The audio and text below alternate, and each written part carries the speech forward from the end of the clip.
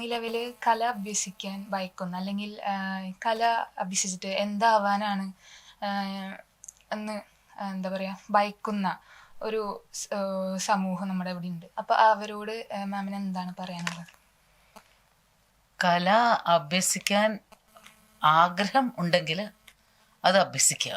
കല അഭ്യസിക്കാൻ താല്പര്യം ഉണ്ടെങ്കിൽ അഭ്യസിക്കുക. അത് ഒരു ധനസമ്പാദനത്തിന് വേണ്ടി മാത്രം ഒരു ഡാൻസ് ടീച്ചറായിട്ട് കുറേ ട്യൂഷൻ എടുത്താൽ ധാരാളം പണം സമ്പാദിക്കാം എന്ന ചിന്ത വെച്ചിട്ട് നൃത്തം അഭ്യസിച്ചു കഴിഞ്ഞാൽ നേരെയില്ല.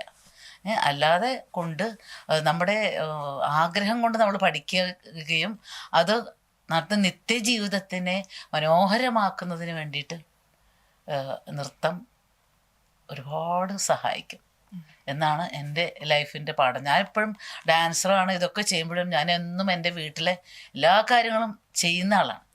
അതുകൊണ്ട് ഒരു നല്ലൊരു വീട്ടമ്മയാവണമെന്നുണ്ടെങ്കിൽ, നല്ലൊരു ഭാര്യ ആവണമെന്നുണ്ടെങ്കിൽ, നല്ലൊരു അമ്മയാവണം എന്നുണ്ടെങ്കിലൊക്കെ നമ്മുടെ നൃത്ത അഭ്യാസത്തിൽ നിന്നും കിട്ടിയ ഒരു ഒന്നാമത്തെ ശാരീരികമായ വ്യായാമം, നമ്മൾ മാനസികമായ ഒരു ഉന്നതി, ഇതൊക്കെ നൃത്തം അഭ്യസിക്കുന്നതിലൂടെ നമുക്ക് സ്വായത്തമാകുകയും നമുക്ക് തീർച്ചയായിട്ടും ഞാൻ വിശ്വസിക്കുന്നു നൃത്തം അഭ്യസിക്കാൻ ആഗ്രഹമുള്ളവർ പഠിക്കുക, താല്പര്യമില്ലാത്തവർ അതിലേക്ക് വേണ്ടിയിട്ട് ഈ ബിസിനസ് മെൻറ്റാലിറ്റി വെച്ചിട്ട് പോവാതിരിക്കുക.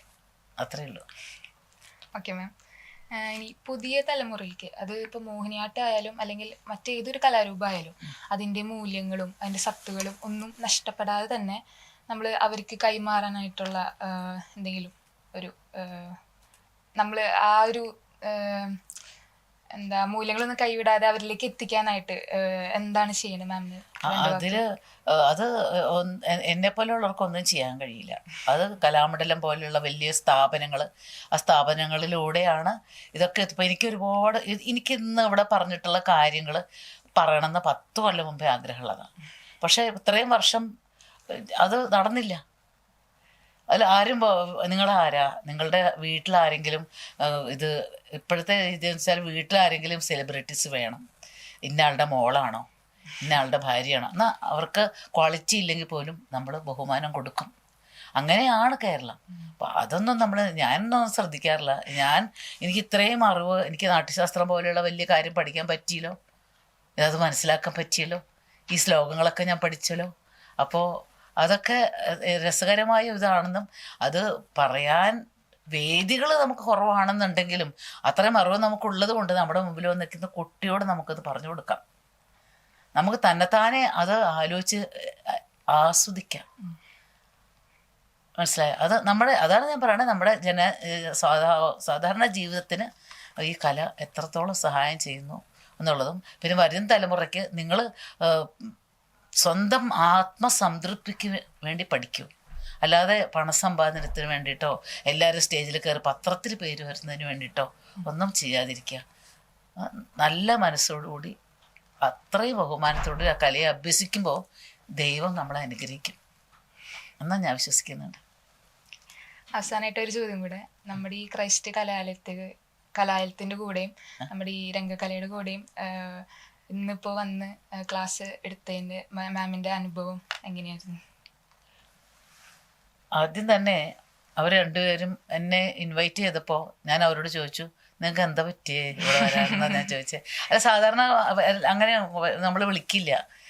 അത് എന്താ ഉണ്ടാകുന്നത്. അപ്പോൾ ഞാൻ വിചാരിക്കും ഞാൻ ഡോക്ടറേറ്റ് ഒക്കെ എടുത്ത് പത്മസുബ്രഹ്മണ്യത്തിൻ്റെ കീഴിൽ വർക്ക് ചെയ്ത് കുറേ അറിവുകൾ സമ്പാദിച്ചിട്ടുണ്ട്. പക്ഷെ എന്നിട്ട് നമ്മളെ വേദിയിലേക്ക് കൊണ്ടുവരാനോ അല്ലെങ്കിൽ നിങ്ങളുടെ വീട്ടിൽ വേറെ സെലിബ്രിറ്റി ആരാളെന്നാണ് എന്നോട് ചോദിക്കാറുണ്ട്. അപ്പോൾ അങ്ങനെയുള്ളൊരു അവസരത്തിൽ ഇതൊന്നും വകവയ്ക്കാതെ സാധാരണക്കാരത്തിയായിട്ടുള്ള എന്നെ അത്രയും സ്നേഹത്തോടെയും അത്രയും ബഹുമാനം കൊടുത്തുകൊണ്ടും അവർ എന്നെ ക്ഷണിച്ചു. ക്രൈസ്റ്റ് കോളേജിൽ വന്ന് ഇങ്ങനെ രംഗകലാ കോൺഫറൻസിൽ പങ്കെടുക്കണം മാഡം എന്ന് പറഞ്ഞ് ക്ഷണിച്ചു. അപ്പോൾ അത് തീർച്ചയായിട്ടും എൻ്റെ ആഗ്രഹത്തിലുപരി ഈശ്വരൻ്റെ ഒരു തീരുമാനമായിരിക്കും ഇവിടെ വന്ന് ചെയ്യണം എന്നുള്ളത്. നീ എന്താ ഇങ്ങനെ ഇതായിട്ടിരിക്കണം, ചെന്ന് പറയൂ എന്ന് അദ്ദേഹം. ഭഗവാന്റെ തീരുമാനങ്ങളാണ് എല്ലാ കാര്യങ്ങൾക്കും. നമ്മൾ വിചാരിക്കും നമ്മളാണ് ചെയ്യണതെന്ന്, പക്ഷേ നമ്മളല്ല. നമുക്ക് വേണ്ടിയിട്ടൊരു ദൈവിക ശക്തിയുണ്ട്. ആ ഒരു ശക്തിയുടെ ഒരു അനുഗ്രഹം കൊണ്ട് ഞാനിവിടെ എത്തി, ഗുരുക്കന്മാരുടെ അനുഗ്രഹം കൂടെ ഇവിടെ എത്തി. എനിക്ക് രണ്ട് അറിവുള്ളത് കുറച്ച് പറയാൻ കഴിഞ്ഞു. ഒരുപാട് നല്ല കലാകാരന്മാരെ കാണാൻ പറ്റി.